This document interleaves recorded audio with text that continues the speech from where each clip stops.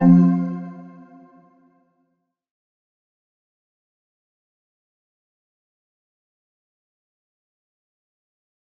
primer lugar, muchas gracias por haber atendido esta convocatoria, que tiene por objeto repasar y anunciar alguna nueva irregularidad detectada en torno al caso Davalor y en torno a las actuaciones del vicepresidente Ayerdi, por las cuales le otorgó en septiembre de 2015 1 millón de euros a un determinado empresario, a Juan José Marcos, promotor de Davalor, prescindiendo del procedimiento legal. Además de toda una serie de cuestiones que posteriormente vamos a decir y analizar, hay una nueva indicio de ilegalidad detectada por lo declarado por uno de los comparecientes, por una de las comparecientes en las sesiones de la Comisión de Investigación. Esta ilegalidad se trata de que la ayuda a Davalor puede constituir una ayuda ilegal de Estado, de las cuales son controladas por la Unión Europea. La ayuda de 1 millón de euros a una determinada empresa, como fue Davalor, en la forma en la que se hizo, puede constituir ayuda ilegal de Estado. ¿Por qué esto es así? En primer lugar, ¿qué se entiende por una ayuda ilegal de Estado a la luz de la normativa europea? Pues se entiende por una ayuda estatal el apoyo que presta una determinada autoridad pública, nacional, regional o local, a determinadas empresas por medio de recursos públicos, cuando estas empresas beneficiarias resultan favorecidas respecto a sus competidores. Es decir, cuando se da una ayuda que falsea la competencia, la libre competencia de los mercados. Estas ayudas están prohibidas por la Unión Europea cuando se hacen de manera selectiva por alguna de las autoridades de los países de la Unión Europea a través de los fondos estatales, bien sean regionales, locales o nacionales. Bien, ¿cuándo concurre una ayuda europea? ¿Cuándo se entiende que se falsea la libre competencia? Pues cuando las autoridades públicas realizan directa o indirectamente transacciones económicas bajo cualquier forma. Y cuando esto ocurre, están sometidas al control de la normativa referida a ayudas estatales. Para ello hemos analizado dos comunicaciones de la Unión Europea, una de 2014 y otra posterior de 2016, en las que se delimita las características de una ayuda de Estado. Básicamente, han de concurrir dos circunstancias según esta normativa. Una, que quien presta la ayuda de manera directa o indirecta es una administración pública. Cuando es de manera directa o indirecta, quiere decir que también a través de una sociedad pública. Y dos, cuando se da una ayuda que ningún operador privado estuviese dispuesto a realizarla. Es decir, cuando en el mercado es imposible, porque no hay ningún operador del mercado que quiera ayudar, que quiera invertir. Cuando se refiere a operadores es tanto a empresas privadas como a entidades bancarias. Quiera ayudar, quiera invertir, porque no está en condiciones de que esa empresa pueda ser ayudada o pueda recibir una inversión. Y en ese caso interviene la administración pública sin comunicarlo a la Comisión, estamos ante una ayuda de Estado ilegal. Estas dos características. Pues bien, una de las comparecientes, en concreto la directora de Industria, compareció el 4 de febrero en la Comisión de Investigación. Es una de las tres consejeras que, junto con el vicepresidente Ayerdi, otorgó la ayuda en aquel Consejo de septiembre. Declaró, primero, textualmente, la visión que tenemos en Sodena es de administración pública. Por lo tanto, ella misma admite que es una administración pública quien otorga esta ayuda. Y más adelante declaró, las empresas, si no, irían al banco, y el banco no les daría el dinero, o irían a entidades privadas, que no les daba el dinero. O sea, Sodena actuó, y sigo leyendo textualmente, actuó de forma subsidiaria al inversor privado. Quien afirmó esto es la directora general de Industria. Es una directora designada por Ayerdi, designada unos días antes de que se aprobase, sin informes, el préstamo de 1 millón de euros a Davalor, sin informes y a espaldas de los técnicos de Sodena. Designa, entre otros, a esta persona, y esta persona admite, por un lado, que efectivamente ayudan a Davalor como administración pública y porque en el mercado no estaba encontrando ninguna ayuda. Estas dos características definen la ayuda de Estado. Si además esto no se comunica a la Comisión Europea para que la analice, obviamente esta ayuda de Estado es ilegal. Como se sabe, las ayudas de Estado pueden ser denunciadas por cualquier persona anónima ante la Comisión Europea y pueden conllevar no solo el reintegro de todo lo actuado, sino además las correspondientes sanciones a la Administración que de esa forma hubiese actuado si la Comisión Europea certifica que aquí hay una ayuda de Estado. Por lo tanto, esta es una nueva presunta ilegalidad que hasta el momento no habíamos conocido y que, tras algunas de las declaraciones que han hecho los comparecientes en la Comisión de Investigación, hemos podido conocer. Pero además, si recordamos todos cómo empezó esta Comisión de Investigación, ¿qué conocíamos? Conocíamos que había habido una decisión personal del consejero y que se había formalizado en una ayuda. Y poco más, a través de una serie de operaciones que llevó a cabo el consejero durante aquellos meses de agosto y septiembre. Pero una vez escuchado todo lo declarado por los comparecientes y la documentación recibida, hemos conocido muchas más cosas. Hemos conocido nuevas irregularidades y hemos conocido nuevas presuntas ilegalidades. Por ejemplo, que Ayerdi ha prescindido del procedimiento regulado por Sodena para aprobar ayudas a un proyecto empresarial. Ese procedimiento está descrito en un informe de la Cámara de Comptos de 2014 sobre las diversas ayudas de Sodena, en concreto en la página 7, pero es que ese procedimiento es el que señalaron las personas de los servicios técnicos de Sodena ante la Comisión de Investigación, un procedimiento por el cual un promotor, un empresario plantea un proyecto, ese proyecto pasa al análisis de los técnicos de Sodena, después se reúne el comité de inversiones, el comité de dirección, el comité de dirección elabora un informe, este informe pasa a los consejeros, tanto a los consejeros designados por el gobierno, dominicales, como a los consejeros independientes, y con toda esa información decide. Bueno, pues todo este procedimiento se prescindió. Es un procedimiento que jamás nadie antes se había saltado en la historia de Sodena para apoyar un proyecto empresarial. Y eso lo hemos podido conocer tanto por lo declarado por los directores gerentes de los últimos 15 años en Sodena, como por sus presidentes, que han confirmado que siempre las inversiones podían ir mejor, podían ir peor, pero siempre se respetaba el procedimiento y siempre se escuchaba y se guiaban por el criterio técnico, con independencia de la posibilidad de decisión luego de los consejeros. O como ayer declaró un expresidente de Sodena, que dijo que parece claro que en el caso de Davalor no se ha aplicado nada del procedimiento establecido.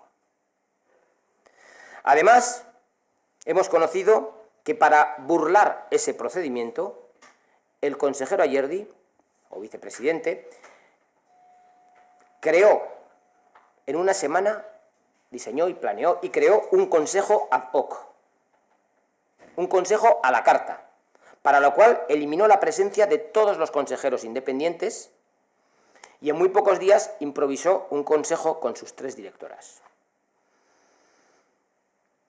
Y hemos conocido que, según declaró la actual directora gerente de Sodena, la decisión del préstamo, y con esta palabra, se construyó con la participación exclusiva de el consejero Ayerdi, la directora general recién designada por él y la jefa de gabinete del consejero.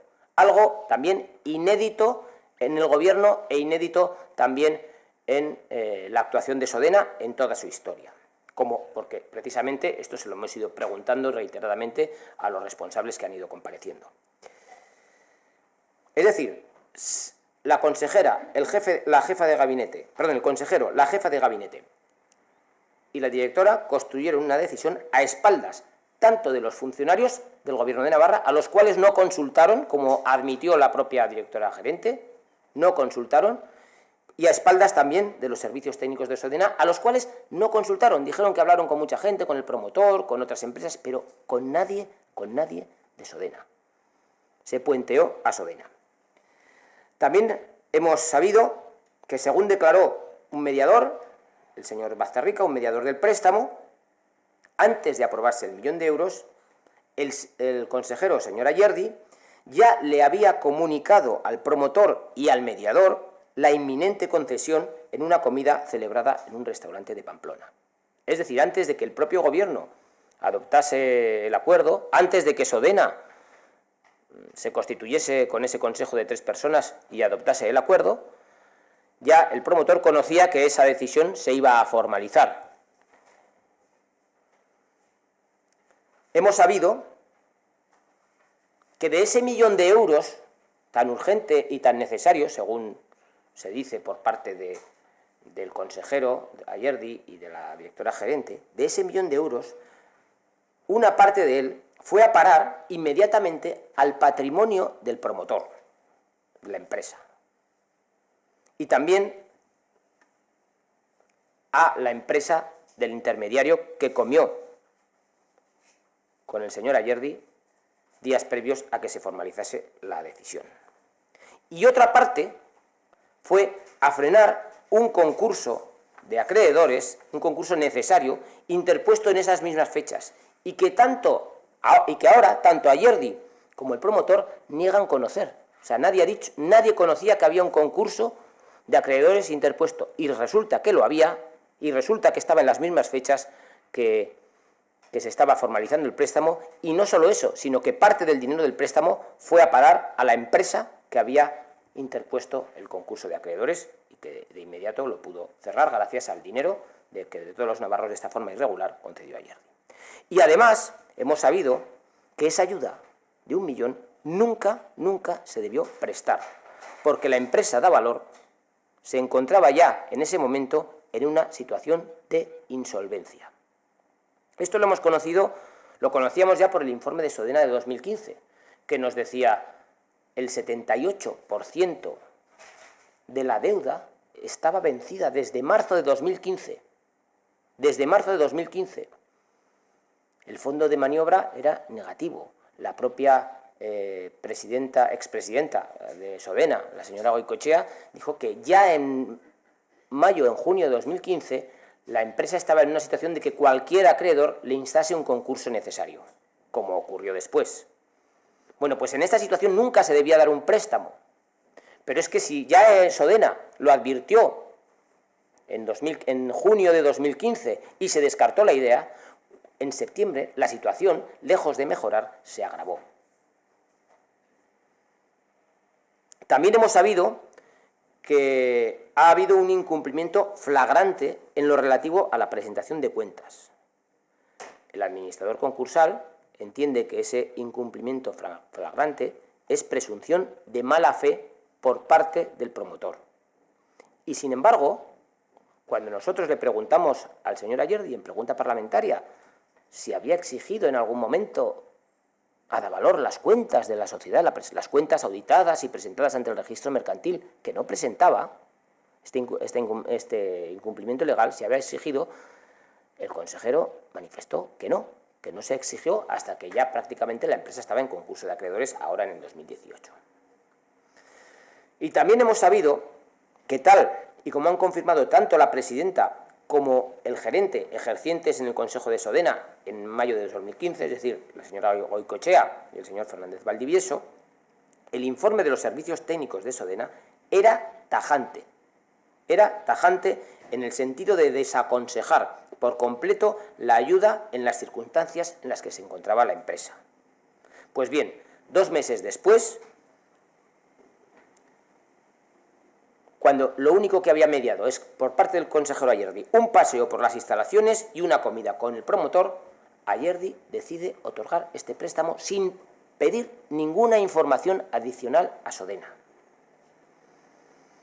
Es decir, que por ello, tras la concurrencia de toda esta sucesión de irregularidades, muchas de ellas trazadas y organizadas de manera consciente por el vicepresidente Ayerdi, estamos en condiciones de avanzar que en las conclusiones que vamos a elaborar procede, cuando menos, la remisión a Fiscalía de todas las actuaciones y testimonios en torno a este caso, para que sean los órganos de justicia los que determinen si se han producido acciones delictivas o actos de corrupción.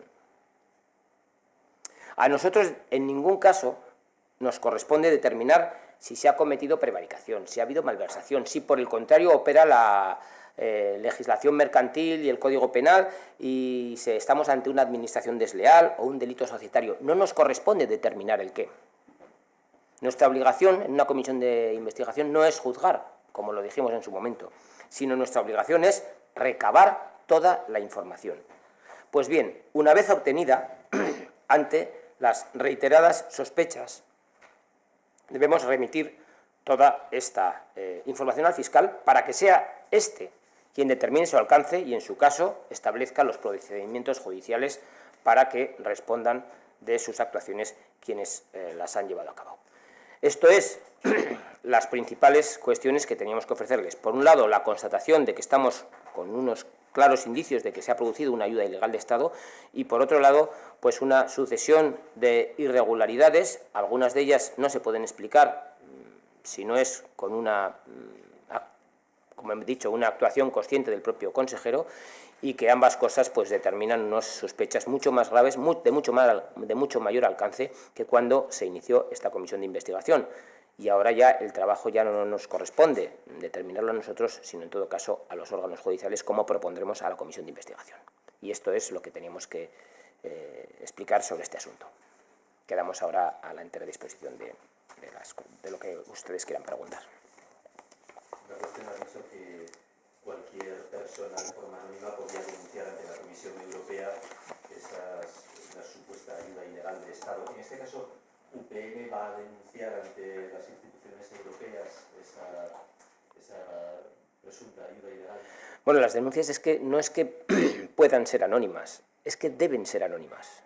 Por lo tanto, yo no podría ahora decir el nombre aunque fuera mi propia organización política, decir la autoría de esa queja. Es que por su propia mecánica deben ser anónimas. Entonces, cualquier ciudadano o institución puede ponerlas en conocimiento y, por lo tanto, nosotros examinaremos también el tema, pero en cualquier caso no podríamos decir que somos nosotros quienes vamos a denunciar, puesto que el propio procedimiento, de acuerdo con él, debe ser anónimo. ¿No tenemos conocimiento de que otras ayudas de Sodena a cualquier empresa no hayan podido tener una financiación de un banco, de una empresa privada? O sea, todas las proyectos, programas, ayudas que Sodena ha dado a otras empresas podrían haber tenido financiación privada. Sí, ha habido más ayudas que ha dado Sodena. De hecho, se han preguntado por otras ayudas que ha dado Sodena, otros proyectos empresariales, pero todas ellas se ligaban a la concurrencia de un inversor privado, y en todas ellas había un análisis profundo de los técnicos de Sodena y, por lo tanto, se examinaban desde todos los puntos de vista. En esta ni tan siquiera se ha examinado. Y, por lo tanto, en principio, en esta concurren los elementos del tipo que definen la ayuda de Estado. Pero todos tenían la posibilidad de ser financiados tenían el aval de una asociación privada. No digo por lo que ha comentado de esta irregularidad, ¿no? Sí. Yo ahora no estoy en condiciones, yo lo que sé es cómo se ha procedido en todos los casos conforme a un procedimiento y un análisis técnico, y aquí no. Y sé que aquí, en esta en concreto, una de las responsables que ha aprobado de esa manera, es decir, sin procedimiento, esta ayuda, admite las dos características que definen una ayuda de Estado. Con lo cual aquí entendemos que los indicios son muy claros. Hombre, en otras yo las ayudas a otras Yo no he tenido responsabilidades en Sodena, no puedo ahora mismo hablar de todas las operaciones de Sodena a lo largo de la historia. Sí que puedo decir una cosa, que todas las operaciones de Sodena a lo largo de la historia de ayuda empresarial han contado con un procedimiento, han respetado un procedimiento, y esta de Davalor no, que es la que hemos analizado. Ha dicho que va a proponer ante la comisión parlamentaria la revisión de todas estas declaraciones y materiales a la Fiscalía, pero UPN como tal no se plantea llevar adelante ese paso frente a la Fiscalía por su propia iniciativa al margen de lo que decida la comisión. Bien, es que la propia reglamento, la normativa que regula las comisiones de investigación, estas no, cuando se remiten al fiscal, lo que se remiten son las conclusiones y deducir testimonio de todo lo que se ha actuado. Entonces, lo que vamos a proponer es que se reduzca testimonio de todo lo que se ha actuado y se remita al fiscal como comisión de investigación. Obviamente, si UPN determinase o tuviese indicios, lo que debería hacer pues, es presentar la correspondiente denuncia o querella ya formalizada. Pero en este momento, y desde el punto de vista del propio trámite de la comisión de investigación, es la comisión como tal quien remite lo actuado a la Fiscalía. Algo más, lo probable es que no se aprueben las conclusiones que presente UPN y lo que ha pasado con la Comisión de Caja Navarra. Entonces, habría que incorporarlo como un voto particular de UPN. ¿Se podría trasladar entonces ese voto particular a la Fiscalía? Pues vamos a ver, en principio nosotros lo vamos a proponer. Si las irregularidades están detectadas, no sé qué pacto tienen, si también los pactos entre los diversos grupos del cuatripartito les obliga a que si hay posibles indicios de un delito no ponerlo en conocimiento siquiera del fiscal para que decida. Es decir, que eso ya no está en nuestra mano, ¿no? Si alguno de los grupos entiende que esto cuando menos debe ponerse en conocimiento del fiscal, que eso no quiere decir nada más que, bueno, nada más allá de que el fiscal luego pues decida seguir adelante o no con la causa, pues hombre, nosotros, la comisión está ahí, las actas son públicas y yo no sé hasta dónde llegan los pactos y acuerdos de gobierno, si también es para poder encubrir o tapar todo tipo de irregularidades, pues en ese caso yo creo que eso excede del acuerdo, de cualquier acuerdo razonable que tengan unos partidos. Compañeros, en el caso de la comisión de investigación y no aprobara trasladar a la Fiscalía, ¿sería UPN la que diera ese paso? Sí, lo que pasa que vamos a ver, porque ahora mismo el fiscal tiene que intervenir. ¿Por qué? Porque en el procedimiento mercantil se ha abierto la pieza de culpabilidad. El administrador concursal entiende que ya hay que el concurso es culpable por actuación fraudulenta del promotor. Entre ellas, porque ya en el 2015 la empresa estaba en situación de insolvencia. Cuando ya el administrador concursal informa, ahora tiene que informar el fiscal. Si el fiscal se adhiere al procedimiento a lo que determina el administrador concursal, pues se abre un proceso en lo mercantil que también puede afectar a la actuación de Sodena. ¿Por qué no? Porque obviamente la actuación ha sido paralela en el tiempo y en las formas. Es decir, se le dice al promotor, usted hace una huida hacia adelante y agrava y es responsable del agravamiento de esta situación. Y en ese mismo momento, desde Sodena, cuando ya se había determinado que no se debía ayudar, se le ayuda y también se contribuye con ello a ese agravamiento de la situación en perjuicio no solo del dinero público, sino también de los inversores, de los deudores, de los acreedores, tal. Con lo cual va a haber esos dos procedimientos paralelos. Y ahí, a partir de ahí habrá que tomar las decisiones. Pero con lo actuado y conocido en la comisión de investigación, cuando menos, tiene que estar también en conocimiento del fiscal. Por lo tanto, las decisiones se tienen que tomar un poco pues, a la vista de todas estas cuestiones.